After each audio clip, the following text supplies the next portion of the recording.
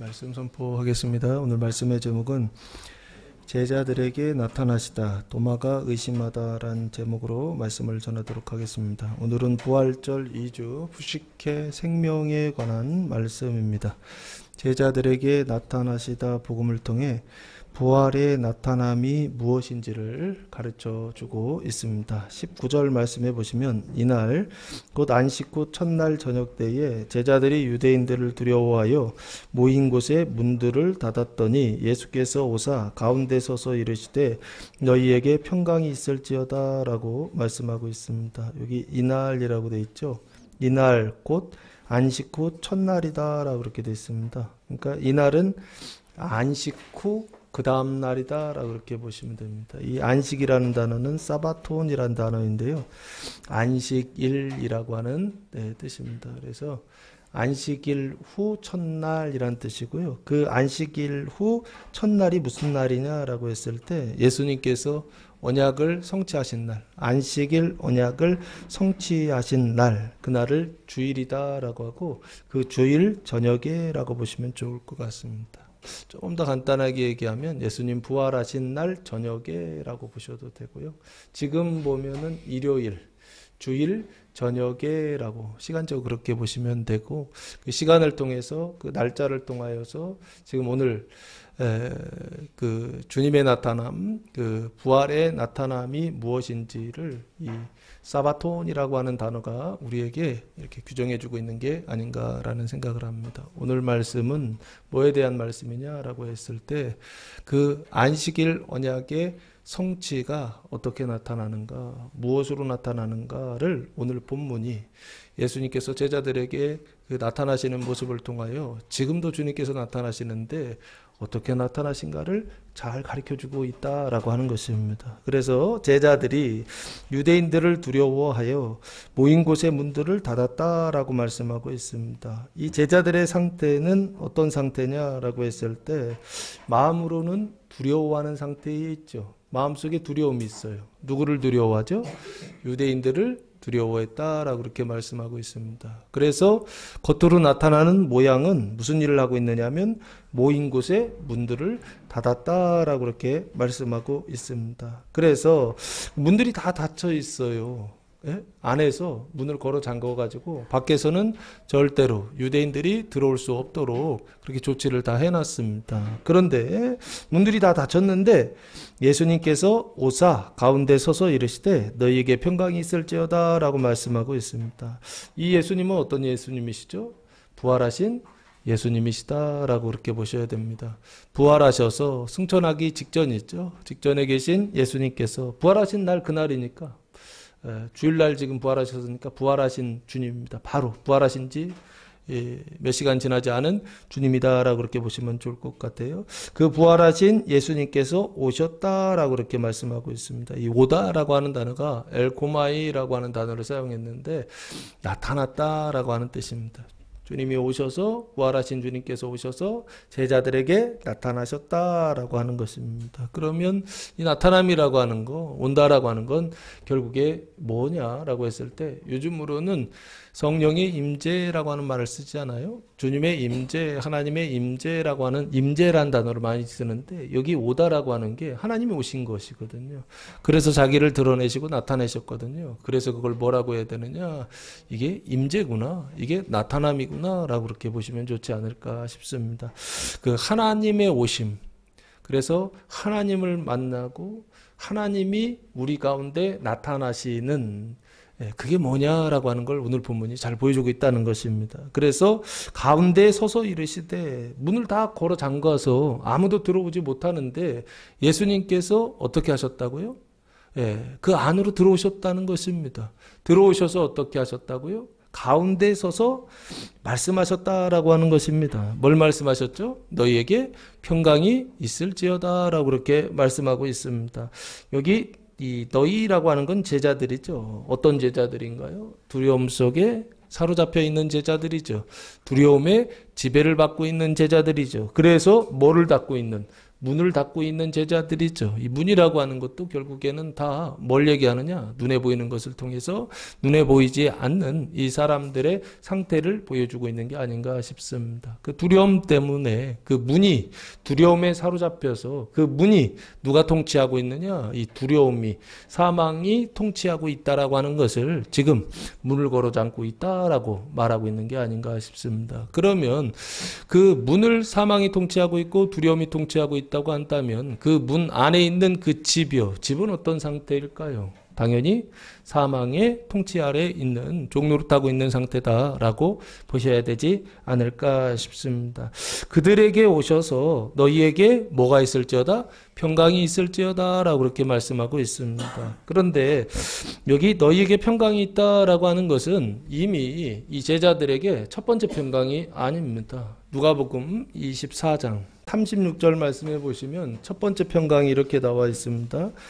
누가복음 24장 36절 이 말을 할 때에 예수께서 친히 그들 가운데 서서 이르시되 너희에게 평강이 있을지어다 하시니라고 말씀하고 있습니다. 부활하신 주님께서 제자들에게 오셔서 자기를 나타내시면서 평강이 있을지어다라고 하는 이 단어를 처음 사용하신 게 이 누가복음 24장입니다. 저는 그래서 누가복음 24장에 죄가 의를 바뀌고 사망이 생명으로 바뀌는 거듭남 중생이 시작됐다 안 됐다? 됐다라고 그렇게 봅니다. 그리고 요한복음, 오늘 본문은 요한복음인데 이 요한복음은 어떤 상태냐라고 했을 때 칭의 중생한 제자들이다라고 그렇게 보셔야 되지 않을까 싶습니다. 칭의 중생하여 구원받았으나 그러나 여전히 뭐가 남아있더라?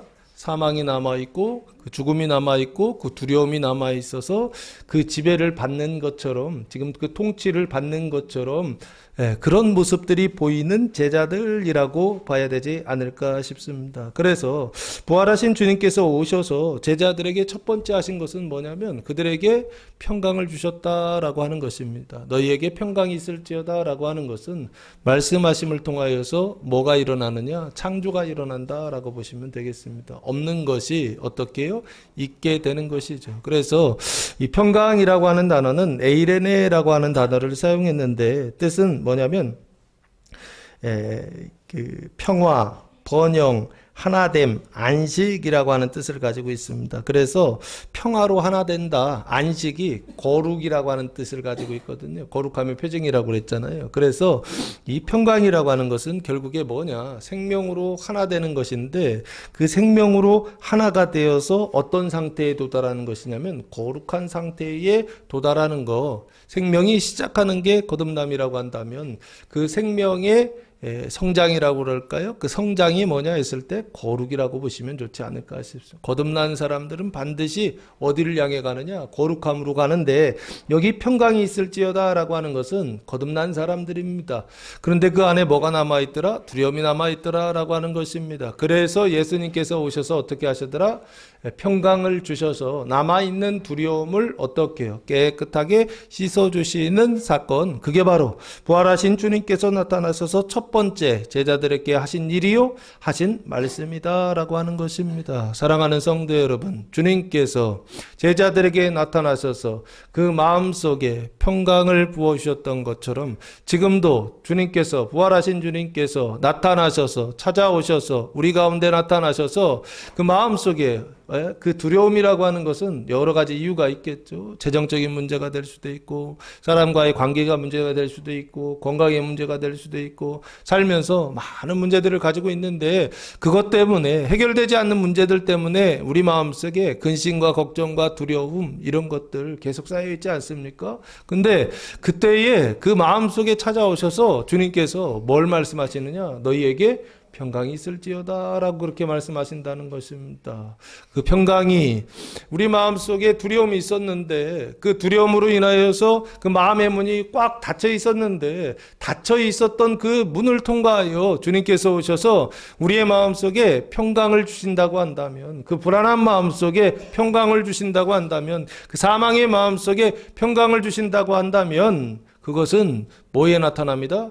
부활하신 주님의 나타남이요. 그게 바로 첫 번째 부활의 주님의 나타남의 증거다라고 하는 것입니다. 불안한 마음속에 하나님께서 거룩한 생명의 말씀, 평강의 말씀을 주신다고 한다면 이게 예수님께서 부활하신 증거요. 이게 부활하신 주님께서 어디 가운데요? 내 영혼 가운데 나의 안에 찾아오셔서 나를 어떻게 하신다? 거룩하게 하시는 일을 하고 있구나라고요. 이걸 볼 수 있는 성도들 되시기 바랍니다. 불안한 마음속에, 두려워하는 마음속에, 근심하는 마음속에 주님 찾아오셔서 평강을 부어주시고 있다고 한다면 눈에는 주님 보여요? 안 보여요? 그 신령한 몸이 보입니까? 안 보입니까? 눈에는 안 보일 수 있습니다. 그러나 그 안 보이는 주님이 내 마음속에 찾아오셔서 그 불안한 마음속에, 두려워하는 마음속에 찾아오셔서 평강을 부어주셨다고 한다면 그건 뭐에 나타납니다? 부활의 첫 번째 나타남이다라고 하는 것입니다. 그래서 이 부활의 첫 번째 나타남은 무엇을 통해서 나타나게 하셨느냐라고 했을 때 평강을 통해서 나타나게 하셨다. 근데 이 평강이라고 하는 게 뭐냐라고 했을 때 자기의 남아있는 죄를 대속하는 평강이다라고 그렇게 보셔야 되지 않을까 싶습니다. 요한 1서 1장 8절에서 9절 말씀해 보시면 만일 우리가 죄가 없다고 말하면 스스로 속이고 또 우리 속에 진리가 우리 속에 있지 아니할 것이요 만일 우리가 우리 죄를 자백하면 그는 미쁘시고 의로우사 우리 죄를 사하시며 우리를 모든 죄에서 깨끗하게 하실 것이요 라고 말씀하고 있습니다. 죄를 자백한다라고 돼 있죠. 요 우리는 어떤 우리입니까? 구원받기 이전입니까? 이후인가요? 제가 봤을 때 이 우리는 구원받은 이후의 사람들입니다. 그 구원받은 이후의 사람들, 칭의중생한 이후의 사람들 안에도 뭐가 있더라? 영생의 단계에 있는 사람들 안에도 뭐가 있더라? 죄가 남아있더라라고 하는 것입니다. 그 남아있는 죄를 뭐 하지 아니하면 여기요. 죄가 없다고 말하면 이라고 되어 있죠. 그 얘기는 무슨 얘기인가요? 죄를 자백해야 된다라고 하는 것입니다. 그 죄를 자백할 때 주님께서 어떻게 하시느냐라고 했을 때 미쁘시고 이로우사 우리 죄를 사하시며 우리를 모든 불의에서 깨끗하게 하실 것이다 라고 말씀하고 있습니다. 할렐루야. 자백하시기 바랍니다. 구원받은 이후에도 죄를 자백하시기 바랍니다. 성화의 과정 속에 있을 때에도 죄를 자백하시기 바랍니다. 우리 안에 가증함으로 인하여서 죄를 자백하시기 바랍니다. 영화의 은총 속에 있을 때에도 죄를 자백하시기 바랍니다. 형제들의 죄를 누가 자백하는 것이냐? 내가 자백하는 거예요. 믿음이 연약한 자들의 죄를 그 사망을 누가 자백하는 것이냐? 믿음이 강한 자들이 자백하는 것입니다. 마치 누구 것처럼요. 내 것처럼 인식하는 것입니다. 내 것처럼 인식하는데 뭐는 없다? 지배는 없어요. 통치는 없습니다. 그 지배와 통치는 없는데 한몸이라고 하는 인식 때문에 어떻게 된다고요? 자기 죄를 인식하고 자기 죄를 자백한다라고 하는 것입니다. 그런데 마치 내게 아닌데 내 것처럼 인식해서 자백하는 그 상대를 통하여서 어떻게 해요? 여기요. 자기의 남아있는 죄가 있다라고 성경이 아주 분명하게 말씀하고 있습니다. 그래서 남아있는 죄가 있다고 한다면 구원받지 못한 것이다 라고 문자적으로 해석하시는 하는 그런 종파들도 있습니다. 교회에 종파들도 있는데 그걸 구원파라고 그럽니다. 구원파는 지금만 있는 것이 아니라 1700년대의 웨슬리 시대에도 똑같이 있었더라고요. 근데 지금도 구원파가 있지요. 구원파라고 하는 것은 무엇입니까? 예수 그리스도를 믿고 구원받으면 죄가 하나도 남아있지 않고 모든 죄를 다 용서해 주셨다라고 하는 상태입니다. 이렇게 설명하다 보니까 뭐를 이렇게 문제가 일어나느냐 했을 때 가장 큰 문제는 성화의 문제, 성화의 길을 걸어가지 않는다라고 하는 것이고 두 번째는 뭐냐면 믿음의 확신을 무너뜨린다라고 하는 것입니다. 왜요? 예수 믿고 구원받은 이후에 여전히 살면서 뭐가 남아있어요? 죄가 남아있다라고 하는 것을 내가 경험하고 내가 체험하기 때문에 내가 안단 말이에요. 그러면 이 사람은 구원받은 사람입니까? 못 받은 사람입니까? 당연히 그 기준으로 보면 구원 못 받았다라고 얘기하겠죠. 내 안에 그 죄사함에 대한 확신이 있거든요. 근데 죄사함에 대한 확신이 있는 사람들한테 너는 그렇게 죄를 범했기 때문에 죄가 남아있기 때문에 구원 못 받았다고 한다면 그 사람 안에 있는 그 확신을 어떻게 한다고요?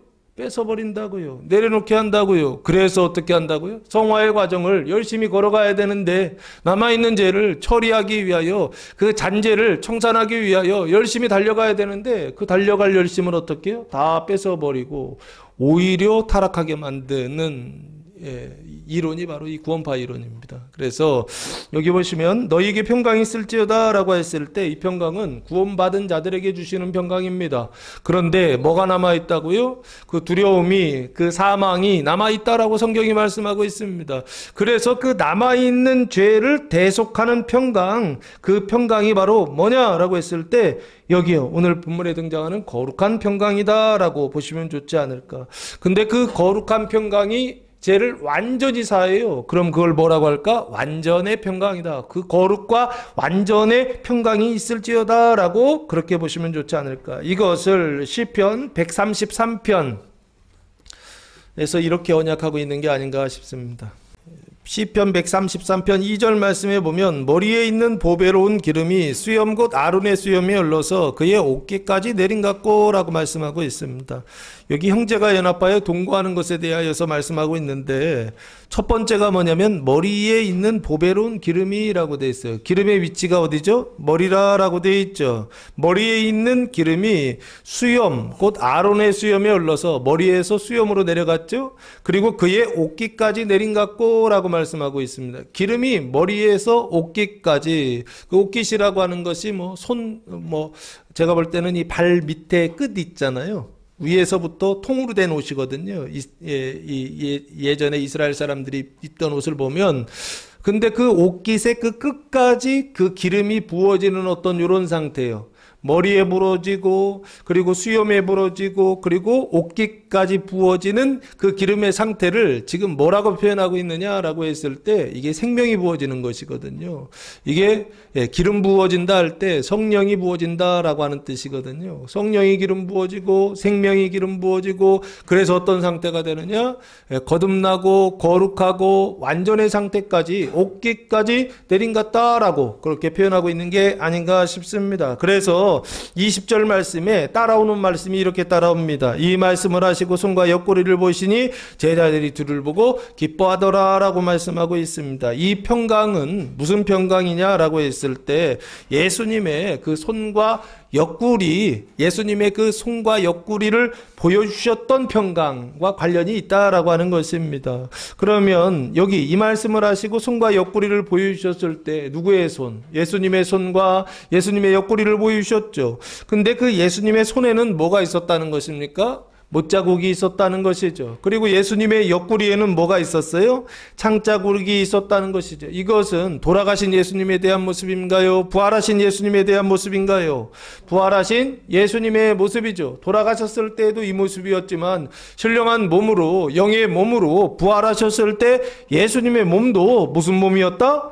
이 몸이요, 손과 옆구리에 그 못자국과 창자국이 있는 부활하신 몸을 보여주시죠. 이 몸을 보여주시는 것은 구체적으로는 뭐를 보여주시는 것입니까? 인자의 고난과 죽음을 통하여 부활하신 예수님을 지금 말씀하고 있는 게 아닌가 싶습니다. 그러면 그 거룩한 평강이나 완전의 평강이나 성령의 기름 부어주셔서 그의 수염에서 그 옷깃까지 부어지는 그 생명은 결국에 무엇을 통하여서 부어지는 생명이냐라고 했을 때 여기요, 손과 옆구리, 예수님의 손과 옆구리와 같은 인자의 고난과 죽음을 통한 평강에 부어주시며 그 생명의 부어주심을 주님께서 보여주고 있는 게 아닌가 싶습니다. 부활하신 주님께서 나타나셔서 제자들에게 이게 부활하신 주님의 몸이야 라고 보여주시고 나타내 주셨는데 그게 눈에 보이는 어떤 형상으로만 있는 것이 아니라 그것과 함께 또한 메시지로 제자들에게 전달이 되었는데 그게 바로 뭐냐? 인자의 고난과 죽음이 결국에는 뭐의 부음이다? 기름 부음이다 라고 하는 것입니다. 머리에 부어지고 수염에 부어지고 옷깃까지 부어져서 생명이 시작하고 생명이 성장하고 생명이 완성되는 그 모습을 시편에서 언약하고 있고 예수님께서 지금 어떻게 해요? 완성하고 성취하고 있더라라고 하는 것입니다. 부활하신 주님께서 영광스러운 모습으로 보여주셔야죠. 자기 자신을 보여주실 때 빛난 모습으로 보여주셔야죠. 멋진 모습으로 보여주셔야죠. 지금 예수님이 부활하신 주님을 제자들에게 처음 드러내시는데 어떤 모습으로 드러내시느냐? 첫인상이 중요하지 않습니까? 사람을 만날 때에도 청년들이 20살의 애들이 중매를 해서 다른 사람들을 만날 때도 남자를 만나고 여자를 첫인상이 중요하지 않습니까? 부활하신 주님의 그 첫인상이 뭔가 영광스러운 모습으로, 뭔가 위대한 모습으로, 뭔가 멋진 모습으로 그렇게 나타나야 되는데 제자들한테 자기 자신을 보여주실 때 어떤 모습으로 오셨다? 손에 못자국, 옆구리에 창자국이 있는 모습을 어떻게 해요? 두각시켜서 그걸 더 이렇게 선명하게 지금 보여주고 계시지 않습니까? 왜요? 주님께서 주시는 평강은 이런 평강이요. 하나님이 주시는 생명은 이런 생명이요. 인자의 고난과 죽음을 통하여 부어지는 생명이다라고 하는 것을 예수님께서 말씀하고 있는 게 아닌가 싶습니다. 그래서 그 모습을 보면서 제자들은 어떻게 해야 되나요? 슬퍼해야 되죠. 그렇지 않습니까? 아니, 손에 손자국에 못자국이 박혀 있단 말이에요. 이 모습 보면서 기뻐한다고 한다면 이거는 거의 미친 거 아닌가요? 그렇죠. 옆 사람 손에 여기 못자국이 있다니까요. 여기에 창자국이 있다니까요. 여기 창자국에서 피라도 나온다고 한번 생각해 보세요. 그럼 그게 기쁨이 되나요? 안 되겠죠. 아니, 오늘 예배 드리고서, 예배 잘 드리고서 집에 갔는데 쓰러졌어요. 그 좋은 건가요? 나쁜 건가요? 아니, 지금 그 얘기를 지금 하고 있다고요. 주님의 나타남이 뭐냐라고 했을 때 착각하지 마시라라고 하는 것입니다. 오해하지 마시라라고 하는 것입니다. 우리가 생각하는 좋은 거 있잖아요. 재정의 문제가 해결되고 건강의 문제가 해결되고 관계의 문제가 해결되고 인생의 가운데 고난이나 죽음이 하나도 없는 어떤 이런 상태요. 이게 뭐에 나타납니다? 주님의 나타납니다. 부활하신 주님의 나타납니다. 부활의 나타납니다. 라고 우리는 그렇게 바라고 있지 않나요? 근데 예수님은 그게 아니다라는 거예요. 부활하셨을 때에도, 그 전에도 마찬가지지만 그 이후에도, 부활하신 이후에도 이게 부활이야 라고 제자들에게 보여주시고 나타내셨는데 이게 부활이라고 나타내신 그 모습이 뭐냐? 손에 못자국, 옆구리에 창자국을 보여주시면서 너희의 고난이, 너희의 그 죽음이 아무 의미 없는 그냥 저주나 절망이나 슬픔이 아니라는 것입니다. 믿는 자들이에요. 칭의 중생하였으나 그 성화의 과정과 완전의 과정 속에 나아가는 사람들에게 하나님께서 기름 부어주시고 하나님께서 생명을 부어주시는데 어떤 과정을 지나가게 하시느냐? 손에 못자국과 옆구리에 창자국을 보여주시면서 이 과정을 지나갈 것이다 라고, 그게 기름 부음이요 그게 생명이다라고 말씀하고 있는 게 아닌가라는 생각을 해봅니다. 그래서 손과 옆구리를 보여주셨다라고 하는 거, 그리고 제자들은 그것을 기뻐했다라고 말씀하고 있습니다. 제자들이 주를 보고, 키리오스, 권위에 있어서 최고 통치자, 하나님 주인이란 뜻입니다. 그 주를 보고 기뻐했다라고 말씀하고 있습니다. 눈으로 보고 기뻐했다. 내면의 인식으로 기뻐했다라고 그렇게 말씀하고 있어요. 이 기뻐하다라고 하는 것은 카이로라고 하는 단어입니다. 이 카이로는 유쾌하게 되다라고 하는 뜻이고요. 그래서 행복하다라고 하는 뜻을 가지고 있습니다. 그 얘기는 다시 얘기하면 지금 기뻐하더라라고 하는 것은 기쁨 왔다는 것이죠. 뭐 때문에 기쁨 왔다? 평강이 있을지어다 라고 하시는 주님의 말씀 때문에 기쁨 왔다라고 하는 것이죠. 그러면 기쁨은 어디에서 온다? 평강에서 기쁨 온다라고 공식을 그렇게 가져야 됩니다. 평강에서 기쁨 온다. 근데 이 평강은 사람의 평강이 아닙니다. 하나님의 평강에서 그 평강이 부어질 때, 그 생명이 부어질 때, 인자의 고난이 부어질 때 뭐가 온다? 기쁨 온다라고 제자들이 지금 말씀하고 있는 게 아닌가 싶습니다. 그리고 여기 그 기쁨이라고 하는 것을 통하여서 뭐가 온 것이냐? 이 거룩 온 것이거든요. 그 거룩을 통하여 또한 뭐가 오느냐라고 했을 때 행복이 나온다라고 보시면 좋지 않을까 싶습니다. 칭의 중생한 사람들이 이 과정이요, 손에 못자국과 옆구리에 발자국이라고 하는 그 인자의 고난의 그 부음을 통하여서 어디에 도달하느냐? 그 거룩에서 행복에 도달한다라고 성경이 말씀하고 있는 게 아닌가 싶습니다. 사랑하는 성도 여러분, 첫 번째 부활의 나타남은 부활하신 주님께서 오셔서 평강이 있을지어다 말씀하시는 평강을 통하여 인자의 그 손과 옆구리를 보여주시는 인자의 그 고난과 죽음을 통하여 뭐가 나타난다? 부활의 주님이 나타나신다. 찾아오셔서 이게 부활이야 라고, 이렇게 할 때 부활하는 것이야, 이렇게 할 때 살아나는 것이야 라고 하는 것을 아주 분명하게 보여주시니 여러분의 삶 속에 손에 못자국이요, 손에 막 못이 박혀요, 옆구리에 창자국이요, 옆구리에 창이 박힌 것과 같은 괴로움이 있을 때, 그 인자의 고난과 괴로움이 있을 때 나쁘다 생각하지 마시고, 그 인자의 고난과 죽음에 그 기름 부음이 있을 때 그 평강을 통하여서 뭐 할 수 있는, 제자들과 같이 기뻐할 수 있는 성도들 되시기를 예수님의 이름으로 축복합니다. 이게 바로 첫 번째 부활의 나타남이다 라고 하는 것입니다. 두 번째 21절 말씀해 보시면 예수께서 또 이르시되 너희에게 평강이 있을지어다. 아버지께서 나를 보내신 것과 같이 나도 너희를 보내노라 라고 말씀하고 있습니다. 예수께서 부활하신 예수님이시죠. 제자들에게 거룩하게 하신, 지금 이제 누가복음 지나갔습니다. 거듭나게 하시고 거룩하게 하신, 평강이 있을지어다 주셨죠.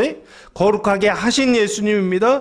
또 이르시되, 그러면 그 다음 단계로 가겠다라는 얘기입니다. 너희에게 평강이 있을지어다 라고 말씀하세요. 왜 줬던 걸 또 줍니까? 이 평강은 다른 평강이다 라고 그렇게 보셔야 됩니다. 두 번째 평강이다 라고 보셔야 됩니다. 근데 이 평강은 무슨 평강이냐? 뒤에 보시면 아버지께서 나를 보내신 것과 같이 나도 너희를 보낸다. 아, 보내는 평강이구나 라고 그렇게 보시면 됩니다.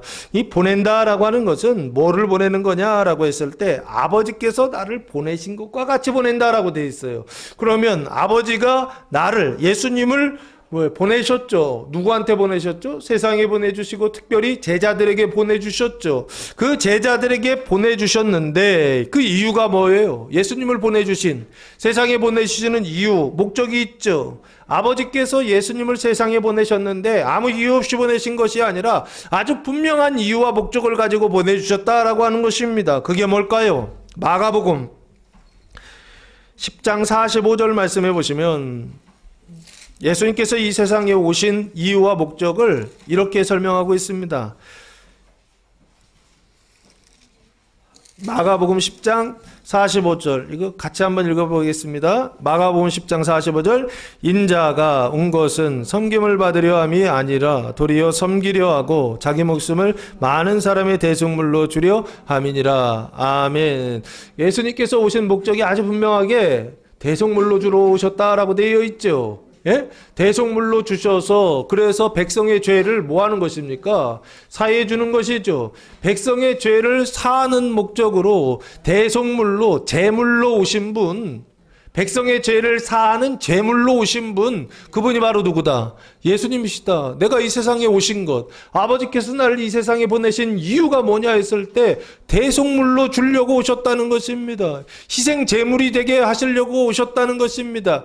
무엇의 죄를 대속하기 위하여? 백성의 죄를 대속하기 위하여 보내신 자, 그분이 바로 누구냐면 예수님이시고, 그럼 여기 다시 돌아오셔서 아버지께서 나를 보내신 것과 같이, 대속물로 주려고 보내신 것과 같이 나도 너희를 어떻게 보낸다? 대속물로 주려고 보낸다. 이렇게 보셔야 되겠죠. 그러면 여기 갈라디아서 1장 4절 말씀해 보시면,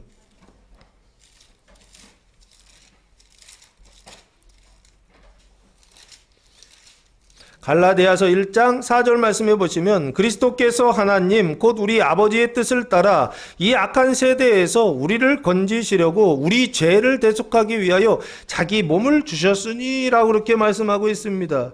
우리의 죄를 대속하기 위하여 자기 몸을 주시는 보냄, 이게 바로 예수님께서 제자들을 세상에 보내는, 근데 그 세상의 상태가 죄인의 상태라고 그랬죠. 그래서 그 죄인의 죄를 씻어주시기 위하여 보내는 그 보냄이 이게 파송이라는 뜻입니다. 그 파송이 바로 두 번째 평강의 의미다라고 보셔야 되지 않을까. 예수님께서 너희에게 평강이 있을지어다 두 번째 말씀하셨는데 이 두 번째 평강을 주신 이유가 뭐냐라고 했을 때 대속하는 자로 보내시기 위하여 평강을 주셨다라고 하는 것입니다.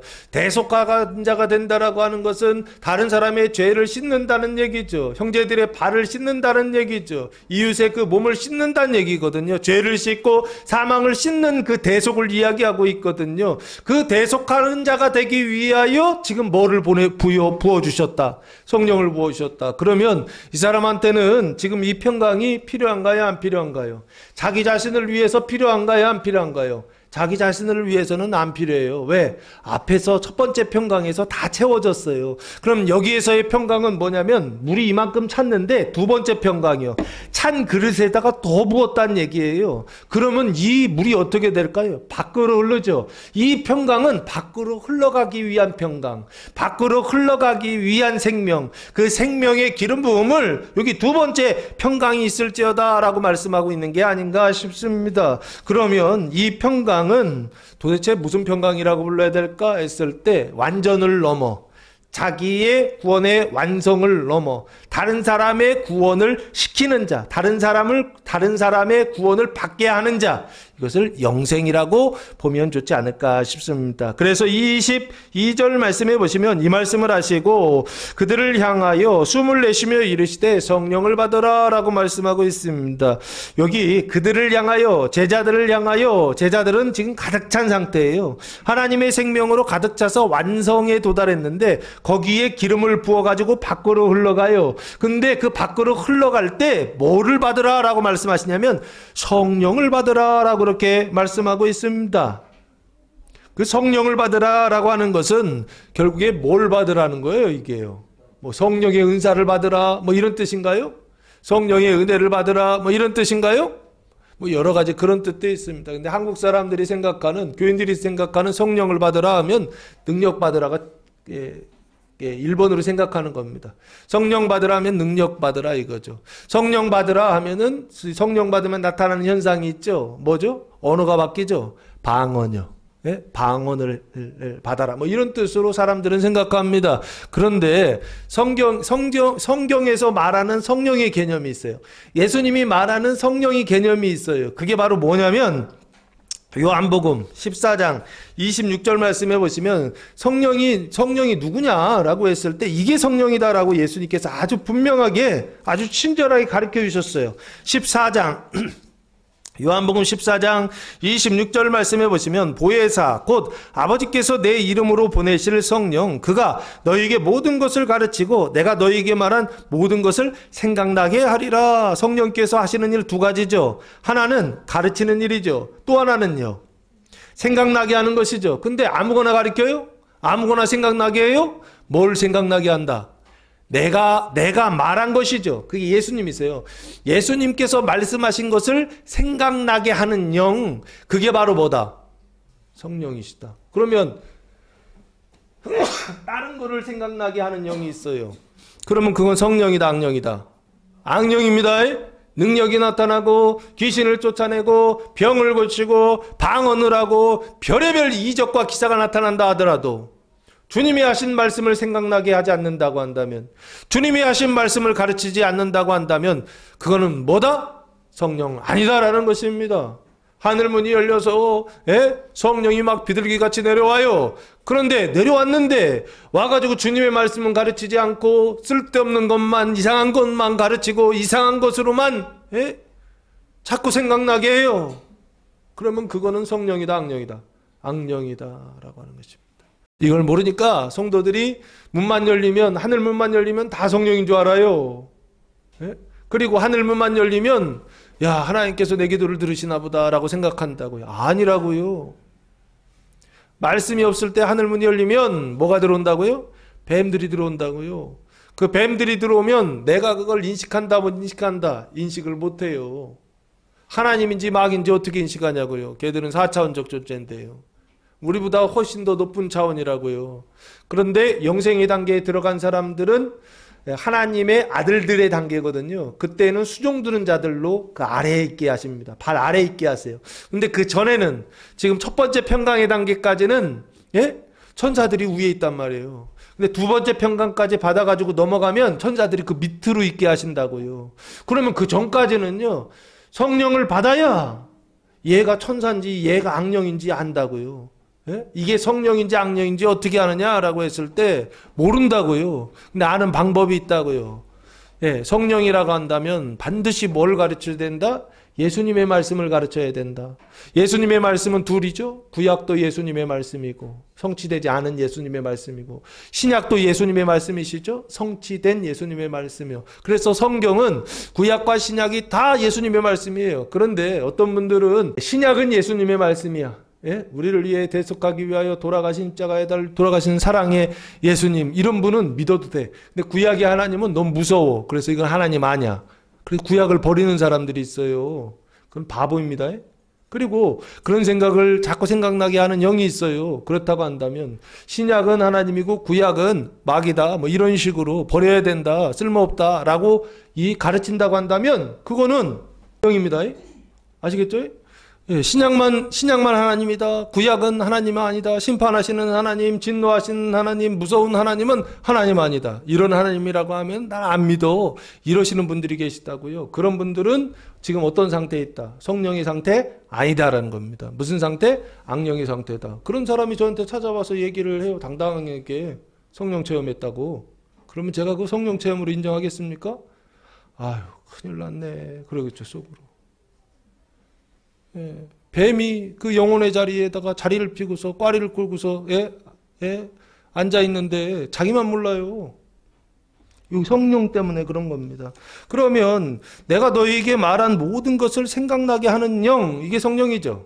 한번 따라해 보세요. 성령은 예수님의 말씀을 생각나게 하는 영이다. 그럼 생각나게 안 하면, 다른 거 생각나게 하면은 이거는 성령 아닙니다. 악령입니다. 그렇죠? 다른 게 생각이 나고, 그리고 다른 게 생각이 나서 기도를 하고, 그러면 그거는 성령께 기도하는 게 아니라 악령, 하나님께 기도하는 게 아니라 악령한테 기도하는 거라고요. 그럼 그런 기도는 해야 돼요, 말아야 돼요?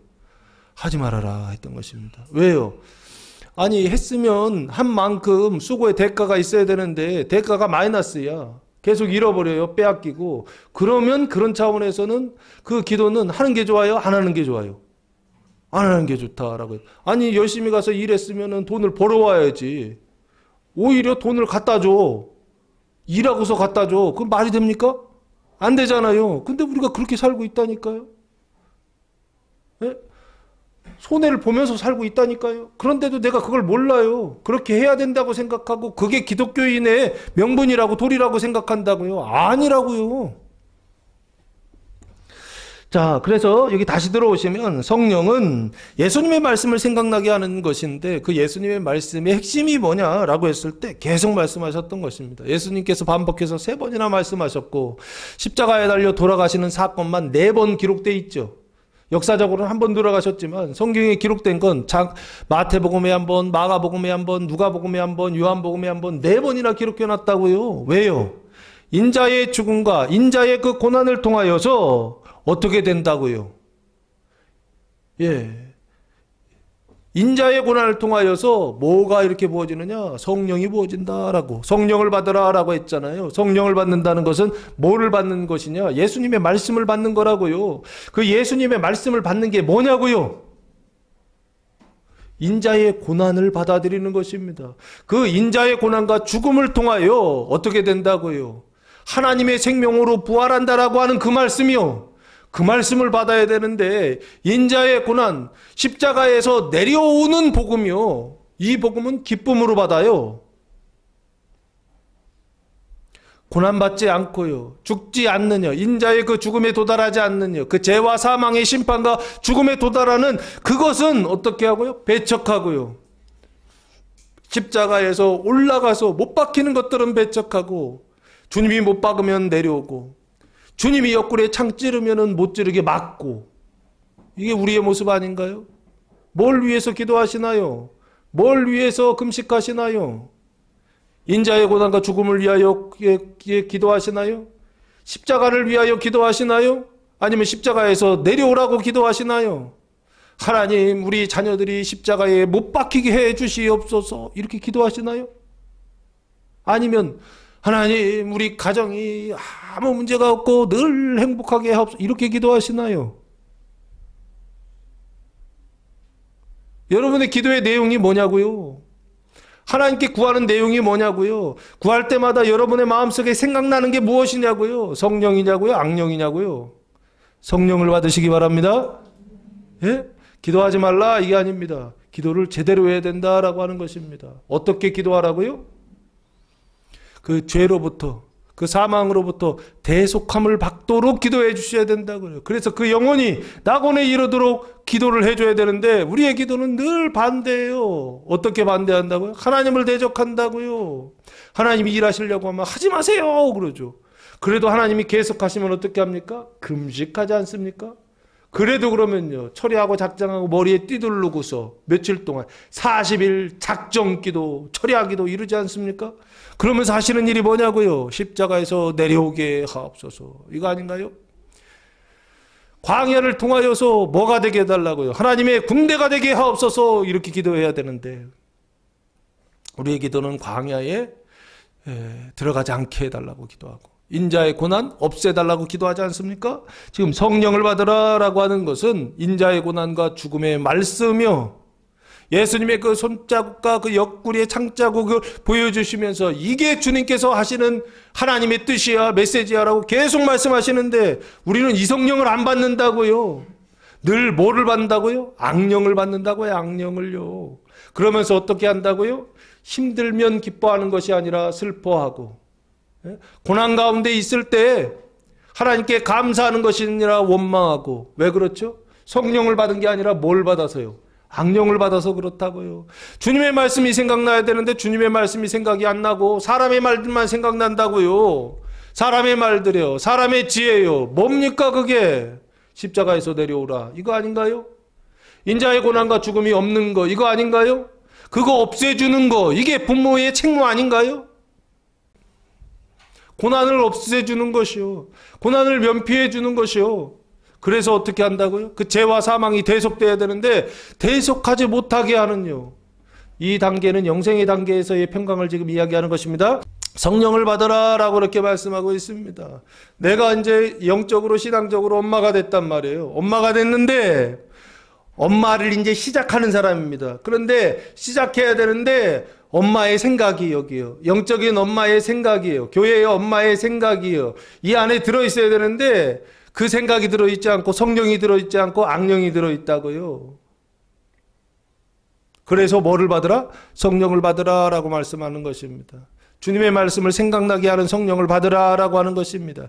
예수님의 말씀이요, 인자의 고난과 죽음이 생각나게 하는 성령을 받으라 라고 말씀하고 있습니다. 왜 그렇죠? 이게 바로 무엇을 위하냐? 형제들의 그 죄와 사망을 대속하기 위한 교육 지침 같은 것이죠. 그걸 생각나게 하시고, 그래서 그 일을 통하여서 인자의 고난과 죽음을 통하여서 죄를 대속한다라고 하는요, 형제들의 그 죄와 사망을 씻어준다라고 하는요, 그 방법을 계속 성령님께서 인자의 고난과 죽음을 통하여 된다라고 하시면서, 그러면서 어떻게 해요? 인자의 고난과 죽음의 현장 속에 있을 때 그걸 슬퍼하는 게 아니라 뭐하는 자 되게 하시려고, 기뻐하는 자 되게 하시려고 성령을 받으라 라고 말씀하고 있는 게 아닌가 싶습니다. 성령을 받으라 라고 했으니까 그럼 이전의 상태는 성령이 없는 상태이죠. 그 성령이 없는 상태예요. 그 성령이 없는 상태 속에서 괴로워하던 사람이 있죠. 구약에 어디 있죠? 욥기라고 하는 책에 있습니다. 그 욥의 고난이요, 그 욥의 고난은 무슨 고난이냐라고 했을 때 이것입니다. 성령을 받기 이전의 상태를 이야기하는 것입니다. 그 성령은 무엇입니까? 이것이죠. 신명기 사관이라고 하는 것이 있습니다. 신명기 사관은 심은 대로 거둔다라고 하는 사관입니다. 의를 심으면 당연히 복을 받아야 되죠. 죄를 심으면요, 당연히 벌을 받아야 되죠. 그래서 심은 대로 거둔다라고 하는요, 하나님의 말씀에 순종하면 복을 받고 하나님의 말씀에 순종하지 않으면 벌을 받는다라고 하는 신명기라고 하는 책이 있죠. 그 책에 나와 있는 그대로 신앙생활에서 지금 이 욥기에 나오는 욥이라는 사람은 복을 많이 받은 사람입니다. 그런데 문제는 뭐라고요? 그 다음 단계예요. 두 번째 평강을 받아야 되는 이 단계예요. 신앙적인 엄마가 되는 이 단계에 들어왔을 때는 그 생각을 가지고서는 안 되더라는 것입니다. 새로운 생각이 생각나야 되더라는 것입니다. 그걸 바로 뭐라고 하냐면 제사장적 사관이라고 합니다. 제사장적 사관이라고 하는 것은 무엇입니까? 의인이 고난을 받아. 그래서 무엇을 구원하느냐? 백성들을 구원하느냐? 세상을 구원하는 하나님의 원리를 제사장적 사관에서 말씀하고 있습니다. 그래서 욥기에서 욥은 의인인데, 당대 의인이고 하나님께서 인정한 완전한 사람인데 욥이 고난을 받아요. 왜 고난을 받았죠? 이 사람 안에 여전히 과거의 생각이 있었던 것입니다. 어떤 생각이요? 의로운 사람은 복을 받는다는 생각이요. 그리고 악한 사람은 벌을 받는다는 생각이요. 근데 자기는 의로웠거든요. 자기는 온전한 상태거든요. 근데 벌을 받았단 말이에요. 이해가 돼야 안 돼요.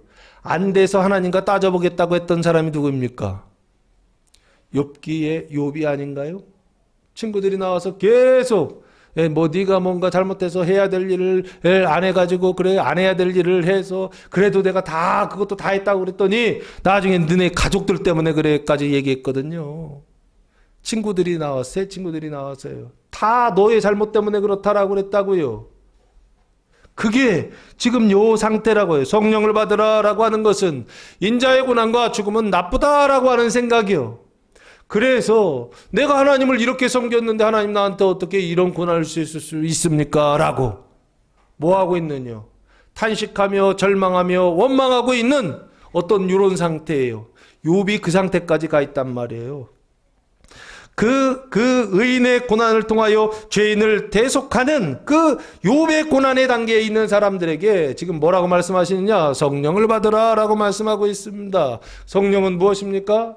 너의 고난과 죽음은 나쁜 거 아니야 라고 하는 것이죠. 그 의인의 고난과 죽음을 통하여 누구를 대속한다? 죄인을 대속한다라고 하는, 가정을 대속한다라고 하는, 형제들을 대속한다라고 하는, 이스라엘의 언약을 성취한다라고 하는 그 성령을 받으라라고 말씀하고 있습니다. 사랑하는 성도 여러분, 성령을 받으시기 바랍니다. 예수님의 말씀을 받으시기 바랍니다. 예수님의 말씀을 생각나게 하는 영을 받으시기 바랍니다. 인자의 고난과 죽음은 나쁜 것이 아니다라고 하는 생각이요, 이 생각을 주는 성령을 받으시기 바랍니다. 그래서 이 땅을 살아가면서 여러분의 삶 속에서 열심히 하나님을 섬기는데 그럼에도 불구하고 하나님께서 고난을 주신다고 한다면 이 고난은 누구를 대속하기 위하여? 우리 집안을 대속하기 위하여, 우리 가정을 대속하기 위하여 깨끗하게 하시는 하나님의 일이다라고, 그것을 보시고 주님의 나타남을 보시고 기뻐할 수 있는 성도들, 감사할 수 있는 성도들, 그때 진정한 예배가 나오는 것입니다. 하나님께 예배할 수 있는 성도들 되시기를 예수님의 이름으로 축복합니다. 23절 말씀해 보시면, 그래서 이 성령이 하시는 일은 뭐냐? 너희가 누구의 죄든지 사하면 사하여질 것이요. 죄를 사하는 성령입니다. 누구든지 누구의 죄든지 그대로 두면 그대로 있으리라 하시니라 라고 말씀하고 있습니다. 너희는 누구입니까? 성령을 받은 너희다 라고 보시면 좋지 않을까 싶습니다. 두 번째까지 평강을 받은 너희다 라고 보시면 좋을 것 같아요. 누구의 죄든지 사하면이라고 되어 있습니다. 그래서 하나님의 성령이 부어졌는데 그릇 안에 채워져 가지고 밖으로 막 흘러가고 있어요. 이 사람들이요. 흘러가고 있는 너희요. 이 사람들이 이 하는 일은 뭐냐면 누구의 죄든지 사하면 사해진다는 것입니다. 죄가 어떻게 된다고요? 씻어진다는 것입니다.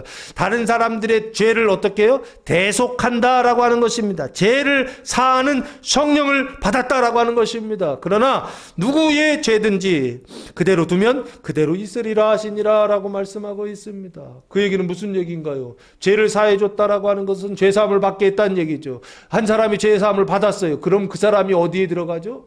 천국에 들어가고 낙원에 들어가지 않습니까?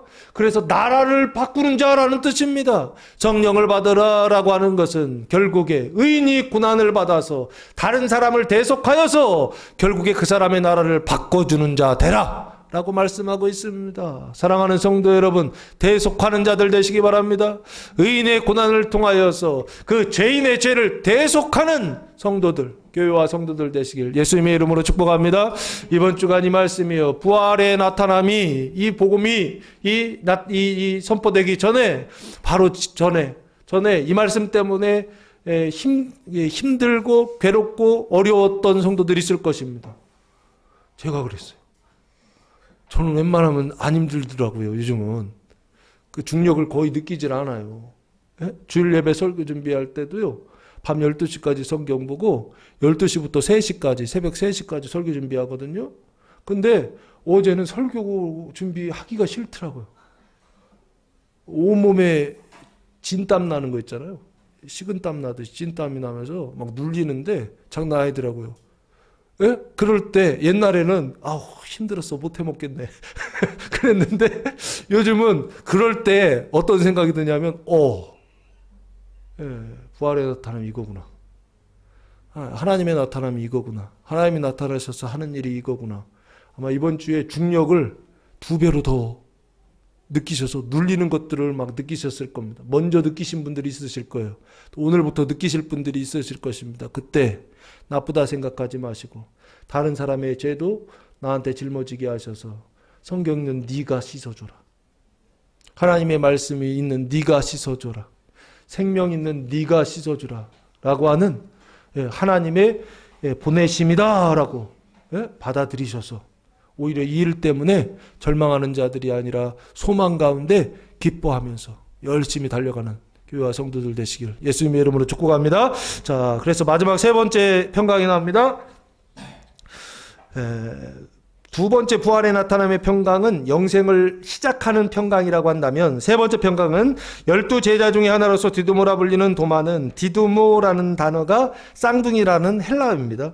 그리고 도마라고 하는 단어는 쌍둥이라고 하는 아람어입니다. 그래서 헬라어를 아람어로 두 가지를 다 쓴 겁니다. 도마는 예수께서 오셨을 때에 함께 있지 아니하니라 라고 말씀하고 있습니다. 부활하신 예수님께서 오셨을 때, 나타나셨을 때에 부활의 나타남이 있을 때 함께 있지 않았다라고 하는 것입니다. 다른 제자들은요, 10명의 제자들은 평강 1과 2를 다 받았죠. 그래서 어디까지 시작했느냐, 영생의 시작까지, 그 고난까지 시작되어 있습니다. 그런데 지금 여기요, 도마는 그 자리에 있지 않았다는 것이죠. 그러면 뭐가 없다? 평강 1이었고 평강 2가 없는 제자다라고 보시면 좋고, 그래서 거룩이나 완전이나 영생이 시작되지 않은 제자, 그게 바로 누구냐면 도마다라고 보시면 좋지 않을까. 이 도마는 똑같이 누가복음을 지나온 도마입니다. 그래서 칭의 중생하였으나 성화의 과정 속에서 어떻게 해요?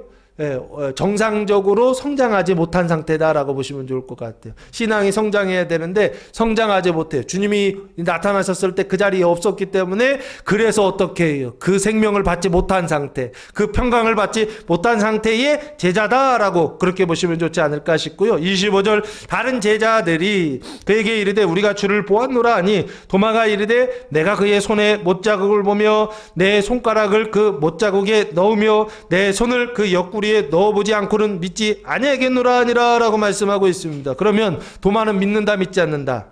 믿지 않는다라고 하는 것이죠. 뭐를요? 주님의 나타남을 믿지 않는다 이런 게 아니고 제자들의 증언을 믿지 않는다라고 그렇게 보시면 좋지 않을까. 근데 그 믿지 않는 근거가 뭐냐라고 했을 때 그 손자국을 봐야 된다고 그랬죠. 뭐로 봐요? 눈으로 보는 것이죠. 그리고 그 손에 그 못자국에 내 손가락을 이렇게 넣어보는 거예요. 예수님의 못자국이 있으면 내 손가락, 도마의 손가락을 여기다 넣어보는 거, 이게 두 번째고요. 세 번째는 내 손을, 도마의 손을 예수님의 옆구리에 넣어보지 않고는 믿지 않겠다. 그 얘기는 이게 뭔가요? 어디에 근거하고 있다 이 사람의 신앙은? 체험이나 경험이나 눈으로 보는 거예요. 체험이죠. 체험이나 경험이나 신비요, 그 표적에 뭐하고 있다? 근거하고 있다라고. 경험을 구하는 신앙, 체험을 구하는 신앙을 가지고 있다 보니까 부활의 증인이요, 증인들이 증언할 때 믿더라 믿지 않더라? 믿지 않더라는 것입니다. 이거는 아주 경험에 근거하다 보니까 아주 현실적인 신앙입니다. 아주 구체적이고 현실적이고 실천적인 신앙을 가지고 있었던 사람이 바로 도마라고 보시면 좋을 것 같아요. 이 사람이 나중에 부활하신 주님을 만난 다음에 어디까지 가느냐면 인도까지 가요.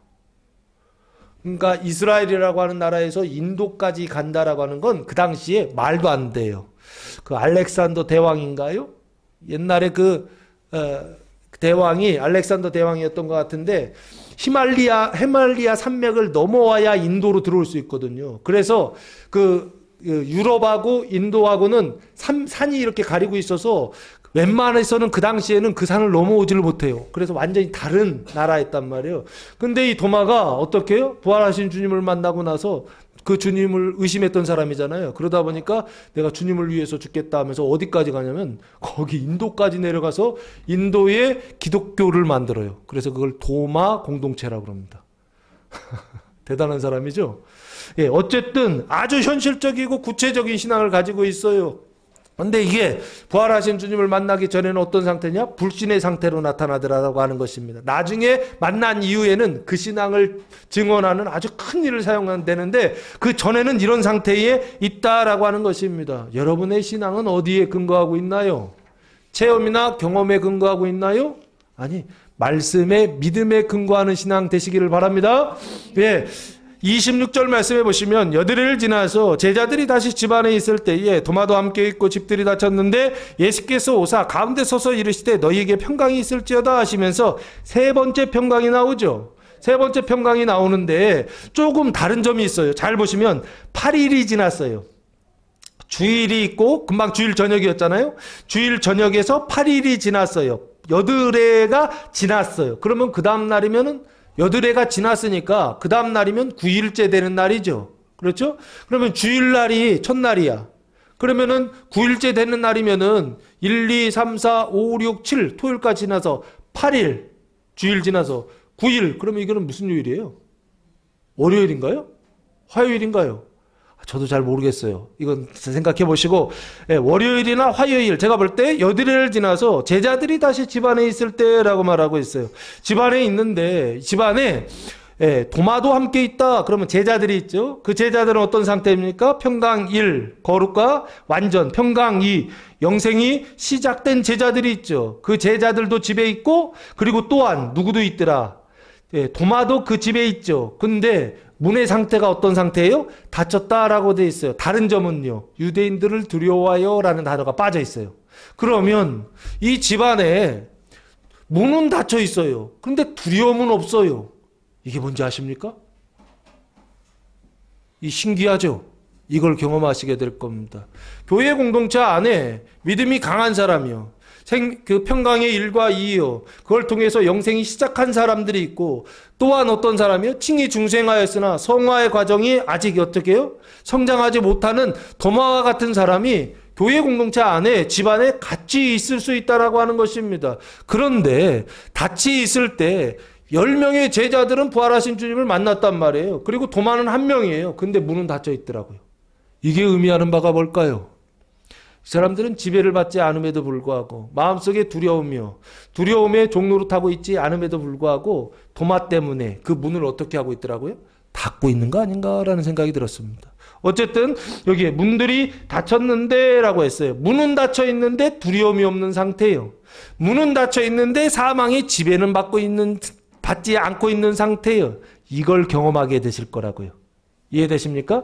그리고 그 상태에 있을 때 그걸 이기게 하시려고 지금 평강이 너희에게 있을지어다 라고 말씀하고 있는 게 아닌가 싶습니다. 주님의 세 번째 부활의 나타남은 뭐냐라고 했을 때 이 세 번째 평강이요. 이 평강은 무엇을 위한 평강이냐? 믿음이 강한 자가 믿음이 없는 자요. 그 소마 생명의 그 믿음을 가진 자가 그 소마 생명의 믿음 없는 자를 구원하기 위한, 씻어주기 위한 평강, 이게 바로 세 번째 평강이 아닐까 싶습니다. 영생의 성장을 위한 평강이요, 그리스도의 몸된 교회의 거룩을 위한 평강이요, 교회에 남아있는 죄를 대속하는 평강, 이게 바로 이 세 번째 평강이 아닌가 싶어요.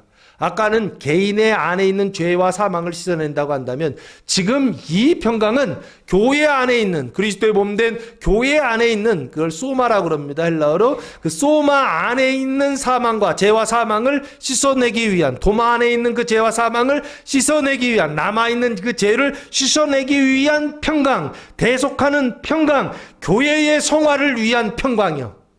그게 바로 뭐냐? 이 세 번째 평강이 아닐까 싶어요. 이 평강을 통해서 교회는 어떻게 됩니까? 거룩하게 되었습니다. 27절 말씀해 보시면 도마에게 이르시되 내 손가락을 이리 내밀어 내 손을 보고 내 손을 내밀어 내 옆구리에 넣어보라. 그래야 믿음 없는 자가 되지 말고 믿는 자가 되라 라고 말씀하고 있습니다. 그래서 이 평강은 믿음 없는 자를 믿게 하시는 평강이다 라고 보시면 좋지 않을까 싶습니다. 근데 예수님이 이거 다 들으셨죠? 도마가 했던 얘기들을 다 들으셨어요. 그래서 그대로 얘기하시죠. 손가락 이리 내밀어서 내 손을 보고 넣어보라 이거죠. 눈으로도 보고 손도 넣어보라. 그리고 내 손을 내밀어 내 옆구리에 넣어보라. 이건 예수님이 다 들으셔서 그래서 어떻게 해요? 이러면 믿겠다 하니까 그럼 해봐 그러시죠. 그리고서 어떻게 해요? 믿음 없는 자가 되지 말고 믿는 자가 되라 라고. 그러면 나머지 10명의 제자들은 믿고 있죠. 근데 도마가 믿고 있지 않죠. 그래서 남아있는 죄를 어떻게 하신더라고요? 씻어주시고 대속하셔서 그 생명의 공동체를 어떻게 하시더라? 거룩하게 하시고 완전하게 하시는 그 일이요. 그 일을 위한 세 번째 평강이요. 이것을 주님의 부활의 나타남으로 설명하고 있더라라고 하는 것입니다. 그리스도의 몸된 교회 안에 뭐가 있다요? 죄가 남아있다고 한다면, 연약한 성도들이 남아있다고 한다면 그 연약한 성도들을 통하여 뭐가 나타난다고요? 세 번째 부활의 평강이 나타난다. 이게 부어진다. 부어지기 위하여 믿음이 연약한 도마와 같은 성도들이 교회 안에 어떻게 해요? 드러나게 하실 것입니다. 그러면 그 사람들이 그런 것이죠. 믿음이 연약한 성도들이 교회 안에 있으면 믿음이 강한 사람들이 그 사람들 때문에 고난을 받는다 그 얘기예요. 그러면 그때 그 일은 좋은 일이다 나쁜 일이다? 좋은 일이다. 왜요? 세 번째 평강이 부어지기 위한 주님의 일이다라고 하는 것입니다. 믿음이 연약한 자들이 믿음이 연약하다고 드러내야 안 드러내요? 안 드러내요. 자기 안에 숨겨놔요. 그걸 싹 다 숨겨놓는데 세 번째 주님이요. 부활하신 주님이 나타나시면 자기들 관리가 안 돼요. 원래 자기의 상태를 드러내게 돼 있어요. 믿음 없음을 드러내게 되어 있어요. 안에 의와 생명으로 칭히 중생하였으나 성화하지 못하고 여전히 그 죄가 남아있는 성도들, 믿음이 연약한 성도들이 있는데 이 사람들을 어떻게 한다고요? 주님께서 오셔서 그 안에 있는 연약함들을 드러내신다고요. 그때 드러내실 때 이게 저 사람들이 나를 힘들게 하고 저 사람들이 나에게 상처 주고 한다. 그래서 그것 때문에 나쁘다라고 하는 것이 아니라 그 이 세 번째 평강을 부어주시기 위하여 주님께서 나타나시는 일이다라고 그렇게 보고 받아들일 수 있는 성도들 되시기를 바랍니다. 자, 그래서 28절 말씀해 보시면 도마가 대답하여 이르되 나의 주님이시요 나의 하나님이십니다라고 고백하고 있어요. 그러면 27절에서는 믿음 없는 자가 되지 말고 믿는 자가 되라라고 했으면 직접 다 해보고서 믿는 자가 됐죠. 그리고 나서 불신을 불신이죠. 믿지 않음을 믿음으로 바꿔주시고 그리고 나서 또 하나 바꿔주십니다. 28절 나의 중심이요 나의 하나님이시다라고 하는 것은 의심이 있다 없다. 이제는 의심이 없어졌죠. 그리고 어떤 상태가 됐어요? 확실히 믿는 상태가 됐죠. 이걸 확신이라고 보시면 좋지 않을까.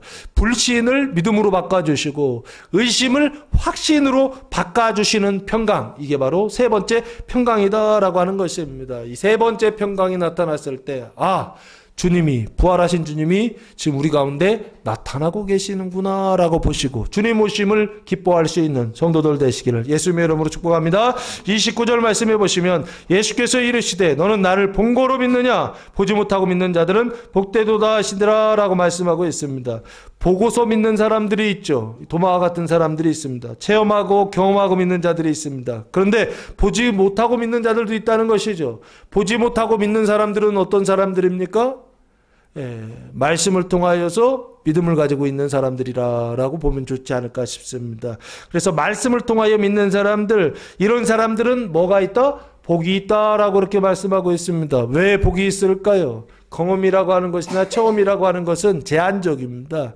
그런데 이 말씀을 통하여서 믿음을 갖는다라고 하는 것은 제한적이질 않아요. 확장성이 크다라고 볼 수가 있습니다. 그래서 이 복은 이 마카리오스라고 하는 단어를 사용했는데 어떤 복일까라고 했을 때 마태복음 5장 10절에서 12절 말씀해 보시면 의를 위하여 박해를 받는 자는 복이 있나니 천국이 그들의 것이며, 여기 의를 위하여 박해를 받는 자라고 되어 있잖아요. 이 의를 위하여 박해를 받는 자라고 하는 것은 영화의 단계에 있다라고 그렇게 보시면 좋지 않을까 싶습니다.